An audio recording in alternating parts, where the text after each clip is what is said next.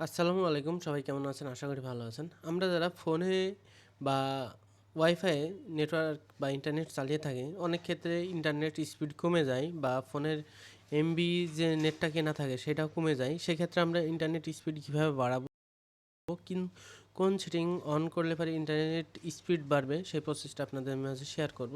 প্রথমত যারা wifi use করেন সেক্ষেত্রে যেই ওয়াইফাই ইউজ করেছেন সেই ওয়াইফাইতে যেতে হবে।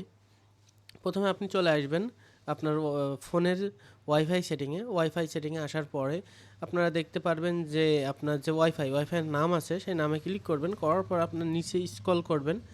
নিচে স্ক্রল করার পরে নিচে দেখতে পারবেন আইপি সেটিং, ক্লিক করবেন। করার পর দেখবেন ডিএইচসিপি সেটিং, এটা ডিফল্ট থাকে, আর স্ট্যাটিক যে সেটিংটা থাকে এটা সেট আপ করতে হয়, আর আমরা এটাই সেট আপ করবো। এটা সেট আপ করলে আমাদের নেটওয়ার্ক স্পিড আগে ছাড়া বাড়বে।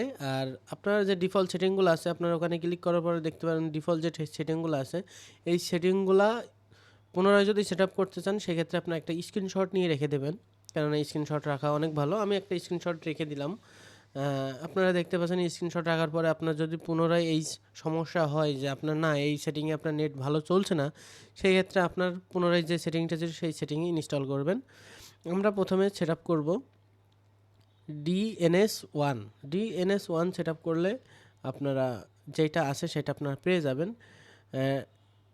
8.8.8.8. এটা আমরা সেট আপ করলাম। সেট আপ করার পর লাস্টের ডটটা দেওয়া লাগবে না, এবং ডিএনএস2 যেটা আছে এই সেটিংটা ঠিক করতে হবে। ডিএনএস2 এই সেটিংটা সেট করতে হলে আমাদের সেট করতে হবে। সেট করার জন্য আপনার দিতে হবে 8.8. ভুল হয়েছে, 8.8.4. ডট দেওয়া লাগবে না লাস্টে, যেহেতু আমি ডট বলে ফেলেছি। এটা দিয়ে আপনি সেট আপ করবেন। সেট আপ করার পর আপনি ইয়েস করে দেবেন, তারপর আপনার কানেকশন হবে। আর আপনি এই ক্ষেত্রে আপনার ফোনটা রিস্টার্ট করে নেবেন। যেহেতু আমার স্ক্রিন রেকর্ড চলছে সেক্ষেত্রে আমি রিস্টার্ট করছি না।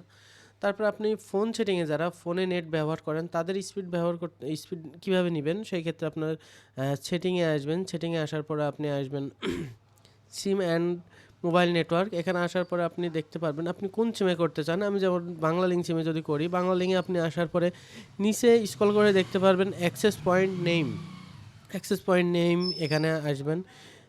এখানে আসার পর আপনার যে নেটওয়ার্ক সেই নেটওয়ার্কটা দেখতে পারবেন। আমি বাংলালিংক চালাচ্ছি, সেক্ষেত্রে বাংলালিংক আপনার BLWEB ওয়েব, এটাই আমি ক্লিক করব। করার পর আপনি নিচে স্ক্রল করলে দেখতে পারবেন অথেন্টিক টাইপ, এখানে ক্লিক করবেন। এখানে নন দেওয়া থাকে ডিফল্ট, তো ননের এখানে আপনি PAP দিতে পারেন, এখানে দিলে একটা স্পিড পেতে পারেন, এবং CHAP এটাও দিতে পারেন। এই দুইটার ভিতরে একটা দিয়ে আপনি সেভ করে দেখবেন যে আপনার আসলে নেট স্পিডটা কেমন আসছে। আসার পর আপনি সেভ করে বের হয়ে যাবেন। এইভাবে নেটওয়ার্ক স্পিডটা বাড়াইতে হবে। এইভাবে নেটওয়ার্ক স্পিড বাড়াইলে আপনার ভালো একটা নেটওয়ার্ক স্পিড পাবেন। আর যদি পুনরায় এইভাবে কাজ না করে আবার ডিফল্টলি করে দিবেন, যেমন আমি সেটিংয়ে যেইভাবে করলাম। নেটওয়ার্ক সেটিংয়ে আসবেন, সিমের যে নেটওয়ার্ক অ্যাক্সেস পয়েন্ট নেমে আসবেন, তারপর আপনার নেটওয়ার্ক যে সেটিংটা সেটাই আসবেন। আসার পর এখানে আপনার যে নন দেখতে পাচ্ছেন, এই ননের এখানে আপনি